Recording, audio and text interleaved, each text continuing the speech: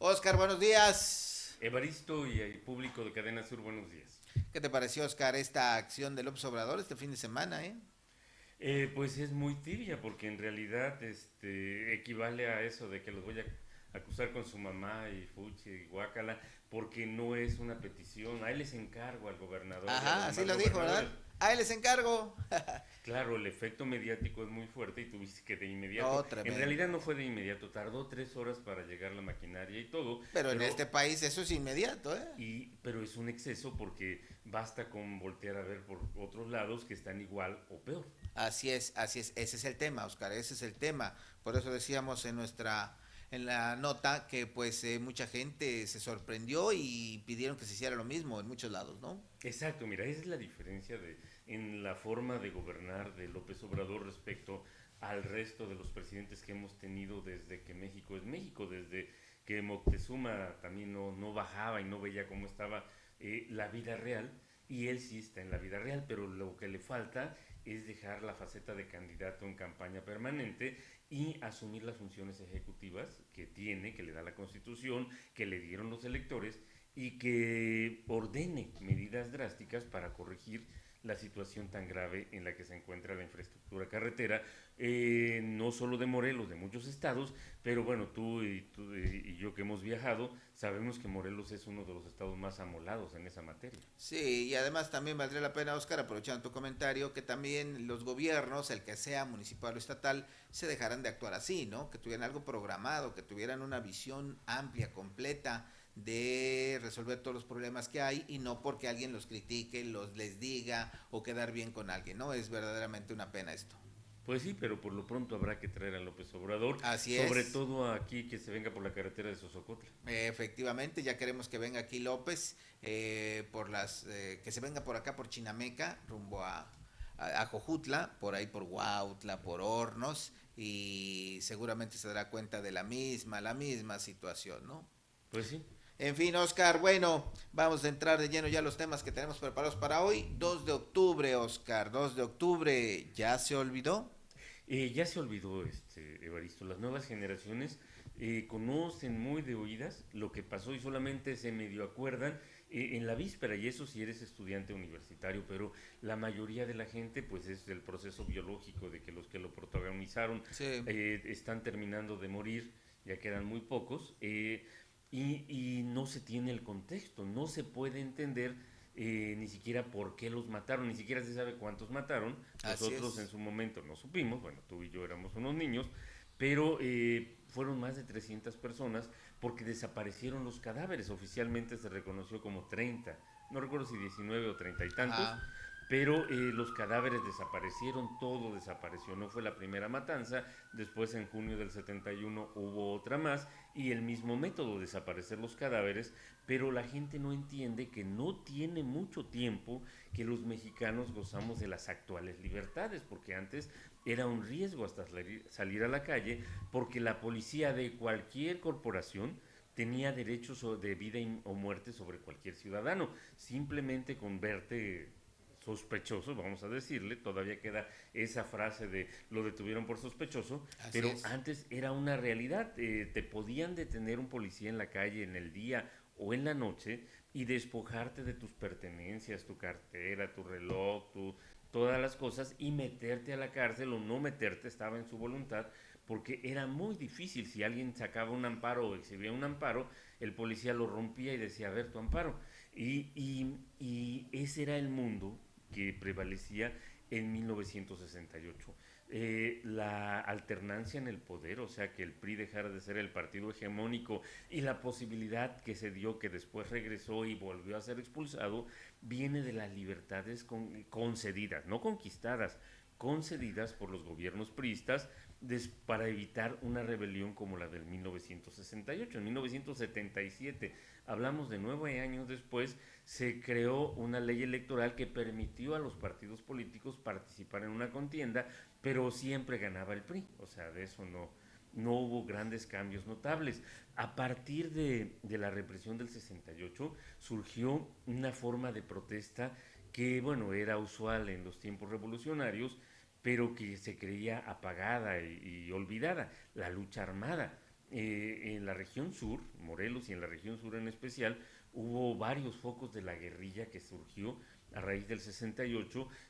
La guerra que ocurrió en Chiapas, Noventa y cuatro. en el 94, también de alguna manera es hija del movimiento del 68. Marcos y quienes estuvieron en eso, ¿cómo se dice? Concientizando, pero no es la palabra correcta, digamos, formando la ideología de quienes al final se rebelaron contra el gobierno, también se nutrieron de las raíces de 1968 y pues bueno, la cultura, todo fue sacudida, aunque no directamente, aunque no se notó, por este movimiento. Definitivamente. ¿Y cómo ves el paralelismo que se hace con los 43 de Ayotzinapa? Diferente, muy diferente. Lo de Ayotzinapa fue un caso muy puntual, o sea, muy focalizado. En el 68 hubo unas movilizaciones masivas, un involucramiento de miles y miles de personas, y esto, lo de Ayotzinapa, que es condenable, tanto como la matanza de 300 como la de 43, es un asunto diferente que ni siquiera se ha esclarecido por qué ocurrió. Ahora se dice que fue una equivocación y los narcos que tuvieron que ver con la muerte de estos jóvenes, porque yo creo que están muertos, en realidad creían que un cargamento de heroína que se exporta a Chicago estaba en manos de los estudiantes y que por eso los agarraron, y de allí se descubrió la impunidad de la que gozaban, o la connivencia y todas las cosas entre los narcos y las autoridades de Iguala, que eran la misma cosa, pero no es un movimiento de masas. Los que lo mantienen vivo, ese recuerdo, tratan de hacerlo de masas y repercute mediáticamente en todo el país y en el extranjero, pero no es un movimiento de masas. Aunque hay un factor común aquí, Oscar, que es indiscutible e innegable. En el caso del 68, como bien dices, no hay cifras exactas ni puntuales de cuántos desaparecidos, cuántos heridos, etcétera. Fue además una violación flagrante. Lo califican de genocidio, de hecho, este crimen cometido hacia los estudiantes, que se quedó sin aclarar y se queda sin castigo. El caso de Sinapa coincide en esa parte. También 43 jóvenes desaparecidos, por lo menos así lo podemos decir. Ya van 5 años y no se sabe tampoco qué está ocurriendo. Más de 40 años después ocurre un hecho también de violación a los derechos humanos, que es muy grave, sobre todo en el caso del 68, donde hubo hasta una persona confesa. Recordarás que el presidente entonces dijo, pues sí, yo fui el responsable, y no pasó nada. Ya después por ahí se formó alguna comisión que medio quiso castigar, y si no mal recuerdo, pues alcanzó a Luis Echeverría, ¿no? Que era el secretario de Gobernación entonces, pero solamente lo tuvieron ahí un tiempo. Le dieron arresto domiciliario, Ajá. pero ¿sabes por qué pudo escapar de la acción de la justicia? Porque la fiscalía lo acusó de genocidio. Y el genocidio no es matar estudiantes. El genocidio es exterminar a un sector Sí, a de un la grupo. población Ajá. por raza, por credo, por algo, y no era el caso. Pero al configurarle como al estilo de México genocidio, al final se probó que no era genocidio y pues bueno, libró las acusaciones principales y ya nada más le dieron arresto domiciliario. Caray, qué situación. Pero ahí prevalece, Oscar, estarás de acuerdo en que son dos hechos muy lamentables que no se esclarecen, a pesar de que el 68 ya pasaron 51 años y estamos en el caso de Yotzinapa, que vamos 5 años y no sabemos. Y sobre todo no hay castigo. O sea, en este país, ¿cómo puede es posible que se puedan perder, desaparecer, ya no digamos 43 personas y no se sepa qué pasa? Entonces, sí es un pendiente muy grande, no solamente con los familiares de los jóvenes de Ayotzinapa, con todo el país. No se puede seguir permitiendo esta impunidad. Exacto, que esa impunidad no abarca solo a los 43 de Ayotzinapa, sino a los miles y miles de personas, hombres, mujeres y niños, que están desaparecidos, especialmente desde que empezó la guerra contra el narcotráfico de Calderón, que no se ha detenido, que sigue vigente ese enfrentamiento, pues bueno, que ha propiciado que la gente desaparezca, y la gente no debe de desaparecer, la gente no desaparece, alguien la secuestra, alguien la mata, alguien la esconde. Actualmente hay una ley que promueve la búsqueda más efectiva de los desaparecidos, pero la burocracia siempre termina por enfrentarlo. En Morelos, la comisión que se creó acaba de nombrar a su encargado, su titular, la persona que garantice que efectivamente se van a buscar a los desaparecidos, pero todavía no empieza a funcionar, pasan los meses, los días, los años, y la angustia, el lugar vacío, la incertidumbre de no saber cuál es la condición real de quien no está en el hogar. Definitivamente, no podemos estar tranquilos mientras no haya respuestas a todas estas preguntas, mientras como sociedad no sepamos la verdad, qué fue lo que pasó, lo que haya sido, necesitamos saberla. Bueno, otro tema, Oscar, la semana pasada estuvo aquí, fíjate, el secretario de gobierno, Pablo Ojeda, y le preguntaron, los compañeros reporteros se le acercaron y dijeron, oiga, ¿qué va a pasar con Amacusá? ¿Qué ocurre ahí? Ya se está generando ahí efervescencia, va a entrar el suplente, etcétera. Y él dijo, no, pues no sabemos, vamos a ver qué ocurre. Y en la tarde, ¡zas!, que le toman protesta al suplente. ¿Cómo ves, Oscar? Se tardaron, pues a mí me parece muchos meses, no sé cuántos habrá sido, en que se pudiera resolver esta situación, que hay que recordar, gana las elecciones el exdiputado y también exalcalde Alfonso Miranda desde la cárcel, gana las elecciones y nombran a la síndica como encargada de la presidencia, en tanto se esperaba que él saliera. 8 meses después, prácticamente 9 meses después, ya hay ahora sí un presidente formal. Si era una irregularidad, la síndica puede suplir ausencias cortas. Sin embargo, se echó varios meses porque, bueno, primero el suplente no quería asumir el cargo y ya después las autoridades, hablamos de los poderes ejecutivo y legislativo, dejaron que esa irregularidad se mantuviera. Sin embargo, el 30 de septiembre, de acuerdo a todos los plazos que están en la Constitución, en la ley electoral, en todos lados, ya Alfonso Miranda perdía su calidad de presidente municipal electo. Entonces ya no habría manera de seguir haciendo como que no pasaba nada y tuvieron que convocar, bueno, se iniciaron los procesos para nombrar a un presidente interino. Finalmente, el alcalde suplente aceptó asumir la titularidad y no fue necesario que el ayuntamiento, el cabildo de Amacuzac, presentara algunas propuestas o el Ejecutivo le llevara al Congreso una terna de donde el Congreso eligiera quién iba a ser el presidente municipal. Pero es parte de las cuestiones que en Morelos no se justifican, no se ejerce la ley y la naturaleza odia los espacios vacíos, Evaristo.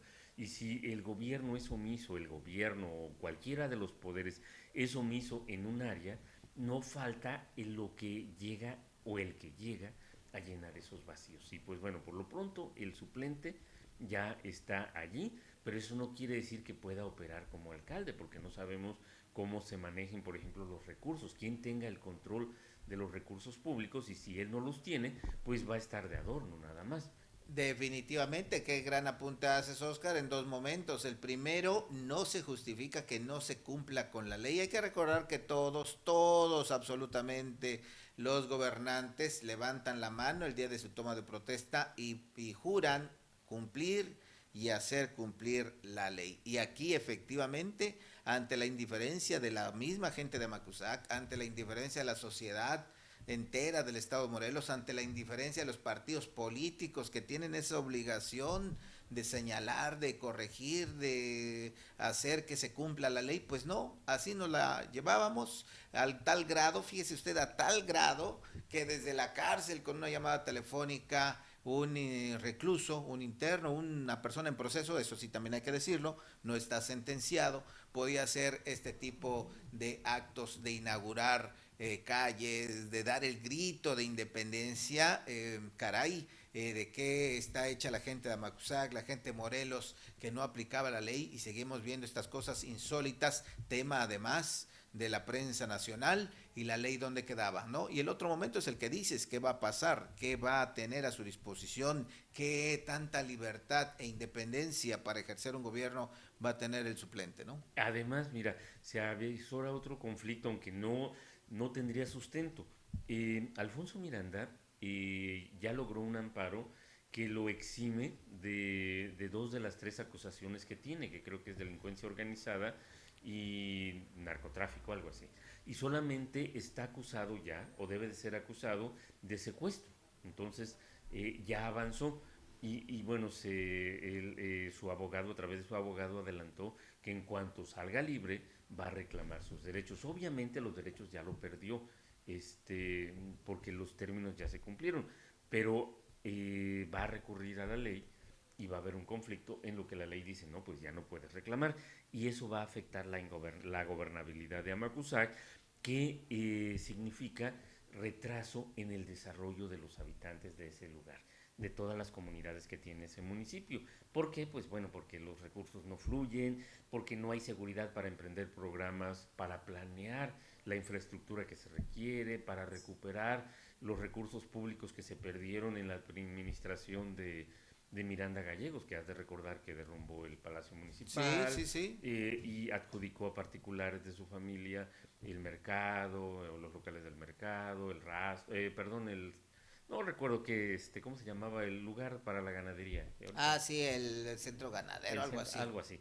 Entonces, todo eso no se puede hacer porque pues no hay una seguridad, no hay de la continuidad.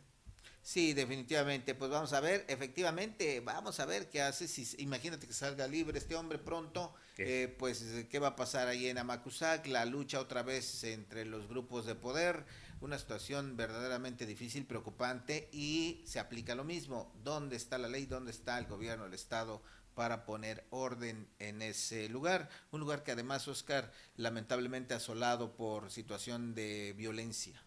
La violencia, la pobreza, pues Cercanía con Guerrero. la cercanía con Guerrero, sí, una cuestión multifactorial que se recrudeció a raíz de la falta de poder, de a quien ejerciera el poder de forma clara. Y cerramos, Oscar, con las cosas que ocurrieron en la semana, con esto que pues sigue dando de qué hablar. Desde que inició prácticamente la actual legislatura, no ha dejado de dar tema de que pues no hay orden tampoco ahí. Ahora resulta que destituyeron al secretario de Servicios Legislativos para abonar a toda esta crisis que vive el Congreso del Estado.